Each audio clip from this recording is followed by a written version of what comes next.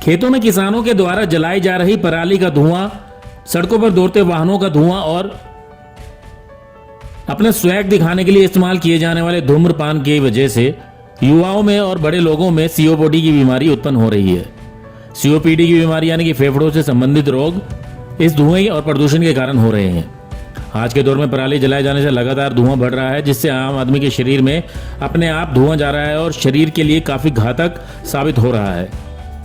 ये बात विश्व सीओपीडी दिवस पर आधार हॉस्पिटल के चिकित्सक डॉक्टर भारत भूषण बंसल व डॉक्टर दीपक तायल ने पत्रकारों से बातचीत करते हुए कही। उन्होंने कहा कि गांव में महिलाएं अब भी चूल्हे का इस्तेमाल करती हैं, जिसके कारण वे इस बीमारी का शिकार हो जाती हैं। महिलाओं को गैस चूल्हे का इस्तेमाल करना चाहिए।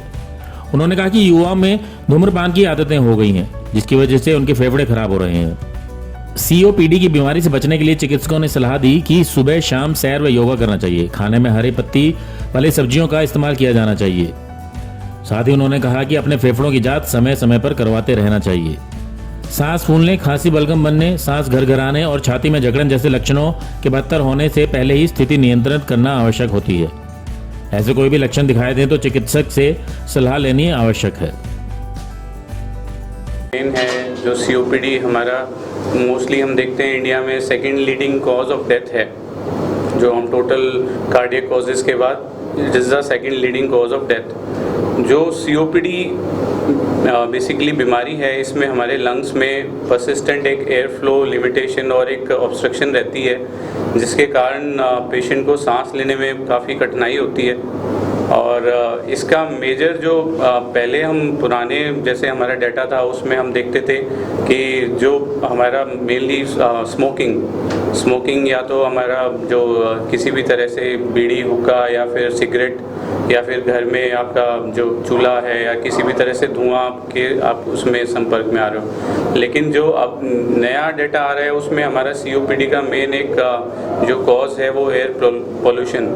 जो हम देखते हैं कि अब पिछले 10 साल के डाटा में हम देखते हैं कि जो नॉन स्मोकर्स हैं उनको भी जो हमारा एनवायरनमेंट है, एनवायरनमेंट रिलेटेड जो हमारा आजकल स्मोक है वो उससे इन पेशेंट्स को सीओपीडी हो रहा है। सो इस साल की जो सीओपीडी डे की जो एक उन्होंने वो रखा हुआ है कि breathing is life, act earlier.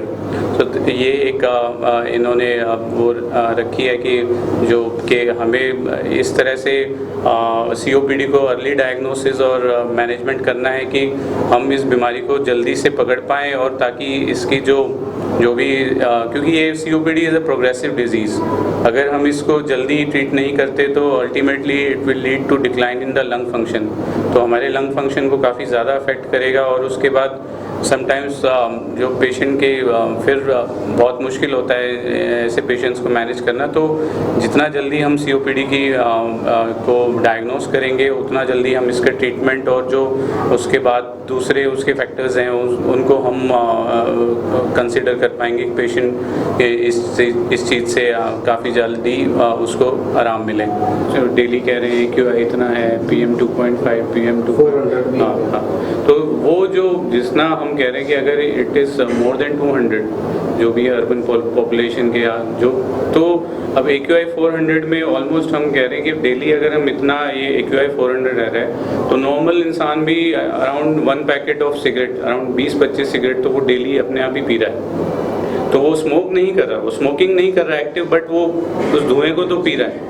तो उससे उसके लंग्स को कहीं ना कहीं लॉन्ग टर्म अगर ये बहुत लंबे टाइम तक वो रहेगा ऐसे एक्सपोजर में तो उसके लंग्स पे कहीं ना कहीं सीओपीडी के इफेक्ट्स आने लगेंगे, जिसमें कि बेसिक उसको थोड़ा सांस में दिक्कत हो या बलगम ज़्यादा बने या उसके गला बार बार ख़राब हो।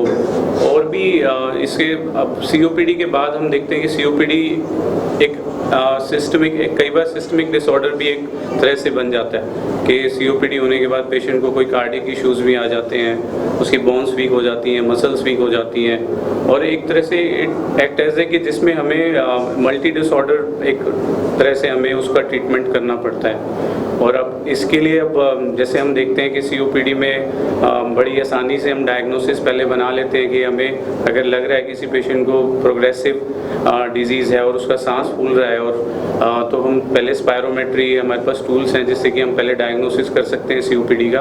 और उसके बाद हम देखते हैं कि बड़ा सिंपल है इसका ट्रीटमेंट, कोई वो नहीं है कि बहुत ही कॉम्प्लेक्स हो, जिसमें मेनली ब्रोंकोडायलेटर्स पेशेंट को हम प्रिस्क्राइब करते हैं, जिससे कि पेशेंट के सांस में आराम मिलता है। और वी एडवाइस कि अगर वो स्मोकिंग करंट स्मोकर हैं तो उनको बंद करना चाहिए, या फिर उनका कोई ऐसा एक्सपोजर है जहाँ पे बहुत ज़्यादा धुआं है या फिर पोल्यूशन है तो उससे आसपास वो ना जाएं, या वहाँ से अपना कोई और एक ऑक्यूपेशनल एक्सपोजर भी बहुत इंपॉर्टेंट है। अब बहुत सारे पेशेंट आते हैं जिनका धूल मिट्टी का काम है, स्टोन क्रैशर का काम करते हैं, या इंडस्ट्रियल एक्सपोजर है पोल्यूशन का, तो उन सब से भी उनको बचने की ज़रूरत है।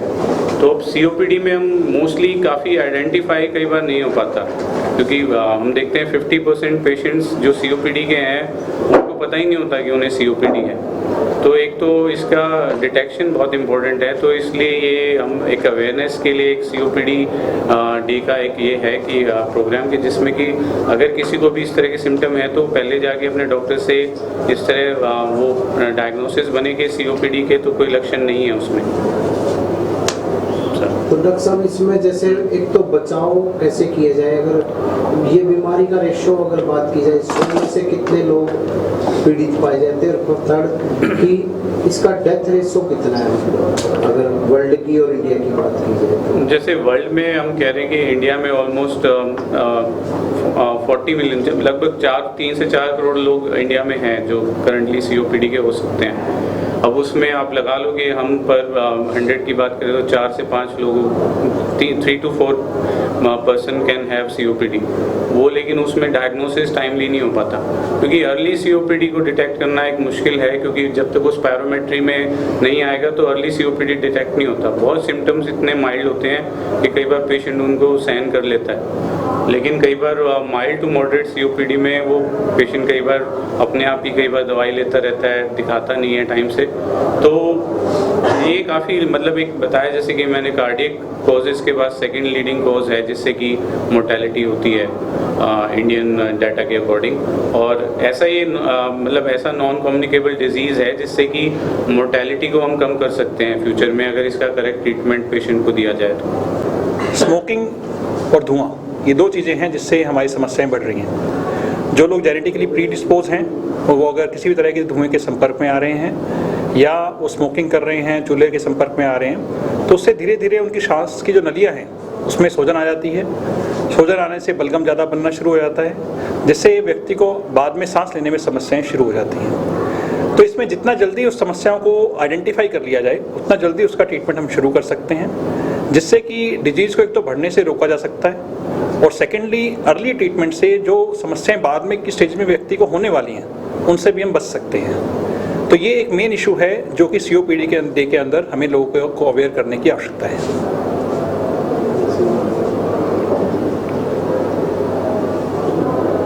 तो डॉक्टर साहब जैसे ये आप बताया धुआं जैसे स्मोकिंग का है या जो स्मोक का है या वो जो फसल कटती है जलाते हैं, तो इनमें भी अंतर है क्या कि कौन सा धुआं ज़्यादा खतरनाक है, इससे या बराबर ही है? नहीं, ऐसा कोई डाटा नहीं है कि भाई कौन सा धुआं ज़्यादा खतरनाक है, लेकिन आमतौर पे इन सभी से समस्याएं हमारी बढ़ती हैं। पहले जो लोग स्मोकिंग करते थे या चूल्हे के संपर्क में आते थे उनमें ज़्यादा COPD पाया जाता था, लेकिन अब जो अर्बन पॉपुलेशन है जहाँ पे पोल्यूशन मेन प्रॉब्लम है, हो सकता है बहुत सारे लोग हम में से स्मोक नहीं करते हो, लेकिन आजकल अब जो एनवायरनमेंट है उसमें डे टू डे में पोल्यूशन बहुत ज़्यादा बढ़ रहा है, चाहे वो व्हीकल ट्रैफिक की वजह से हो, चाहे वो पराली की वजह से हो, चाहे वो इंडस्ट्रियल पोल्यूशन हो। वो सारा पोल्यूशन जब अल्टीमेटली जब हम इनहेल करते हैं तो उससे हमारे सांस की नलियों के अंदर सूजन आने की संभावनाएं बढ़ जाती हैं। तो डॉक्टर साहब आप बताओगे किस तरह की दवाई का इस्तेमाल किया जाना चाहिए बचाव के लिए, डॉक्टर ट्रीटमेंट वो किस तरह का है और कैसे? COPD के ट्रीटमेंट में जो समस्याएं हैं वो बेसिकली लोगों के परसेप्शन की हैं। सबसे बड़ी जो समस्या है, हमें कोई भी प्रॉब्लम है अगर हमारे किसी भी अंग में, तो हम आजकल टारगेटेड और प्रिसीजन मेडिसिन का ज़माना है। पहले क्या था कि भाई कोई भी समस्या है तो एक गोली खा ली, वो गोली पूरे शरीर में जा रही है, जहाँ उसकी आवश्यकता है वहाँ भी और जहाँ नहीं है वहाँ भी। लेकिन 2023 में अब जो समय है वो है टारगेटेड मेडिसिन का, यानी कि जिस अंग में आपको समस्या है वहीं पे ही दवाई जाए, वहीं पे असर करे, बाकी शरीर उससे इफेक्ट ना हो। तो COPD के ट्रीटमेंट में जो मेन जो कॉर्नर स्टोन है वो है inhalation therapy. Inhalation therapy basically inhalers के माध्यम से दी जाती है, जिसमें दवाई की मात्रा काफ़ी कम रहती है, जिससे कि व्यक्ति को एक तो आराम जल्दी आता है, दूसरा उसके साइड इफेक्ट्स नहीं रहते, क्योंकि जो दवाई की मात्रा है वो इतनी कम है कि अगर आप उसको टैबलेट से कंपेयर करेंगे तो उस टैबलेट से लगभग 30 गुना कम मात्रा में हम दवाई पेशेंट को दे रहे हैं, तो उससे जल्दी रिलीफ प्लस लंबे समय तक रिलीफ रहता है। तो लोगों को बचाव के लिए क्या संदेश देंगे आप, कैसे बचा जाए लोगों को? बचने के लिए सबसे पहले वही दो तीन मेन फैक्टर्स हैं। सबसे पहले जो लोग एक्टिव स्मोकर हैं, किसी भी तरह से धूम्रपान कर रहे हैं, स्मोकिंग कर रहे हैं, बीड़ी सिगरेट पी रहे हैं, तंबाकू खा रहे हैं, उन सभी लोगों को उसको छोड़ देना चाहिए।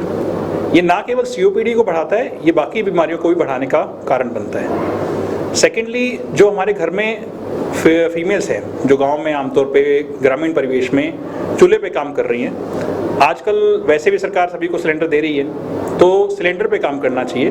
मैं सभी लोगों को ये कहता हूँ कि काम की मनाही नहीं है, लेकिन धुएं की मनाही है, तो धुएं से बच के रहें। थर्डली, जो हम शहर में रहते हैं, अर्बन पॉपुलेशन है, जो स्मोक नहीं कर रहे, चूल्हे पे के संपर्क में नहीं आ रहे, उनको एटलीस्ट घर से बाहर जाएं आजकल के वातावरण में, तो एटलीस्ट मास्क का प्रयोग करें। उससे ना केवल आप इस इन्हेलेशन एक्सपोजर से बच सकते हैं, साथ में बहुत सारी कम्युनिकेबल डिजीज़ हैं जिनसे भी आप बच सकते हैं। तो ये 3-4 मेन चीज़ें हैं जिससे हम ये कर सकते हैं। इसके अलावा जो हेल्दी लाइफस्टाइल है, हमारी डेली एक्सरसाइज है, योगा है, डीप ब्रीदिंग एक्सरसाइजेज हैं, ये भी आपकी इम्यूनिटी को बूस्टअप करने में हेल्प करती हैं। तो लॉन्ग टर्म में ये आपको डिजीज प्रोग्रेशन में और डिजीज प्रिवेंशन में हेल्प करेंगे।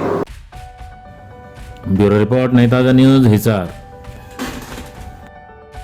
लेटेस्ट वीडियोस के लिए सब्सक्राइब करें हमारा चैनल नई ताज़ा न्यूज़ और दबाएं बेल आइकॉन ताकि आप मिस ना करें कोई भी अपडेट।